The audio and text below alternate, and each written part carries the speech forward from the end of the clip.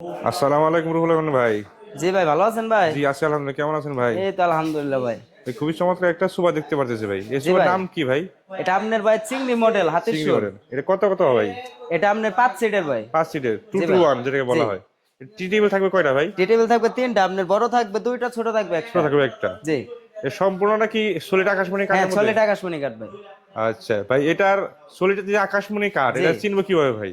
আপনার সলিড আকাশমণি কাঠ চেনার উপায় হলো যে আপনার কালো কালো ঘিট, কালো কালো ডট গুলা যে থাকবে, এটার মাধ্যমে কনফার্ম হতে পারবো যে অরিজিনাল আকাশমণি কাঠ। আচ্ছা, এটা হচ্ছে সবচেয়ে ভালো উপায় আকাশমণি কাঠ জি চেনার। জি।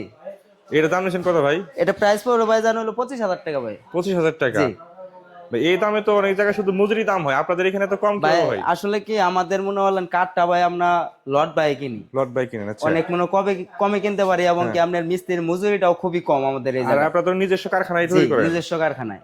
এই জন্য আপনাদের খরচ কম পড়ে বিধায় জি কম দিতে পারেন। জি জি। আর এটা তো হচ্ছে বাংলাদেশের সবচেয়ে বড় আকাশমণি কাঠের পাইকারি হ্যাঁ, ফার্নিচার পাইকারি মার্কেট। ফার্নিচার। সেই যেখান এখান থেকে সারা বাংলাদেশে পাইকারি এবং খুচরা বিক্রি হয়, জি জি এই জন্য আমরা কম দিতে পারেন। জি জি।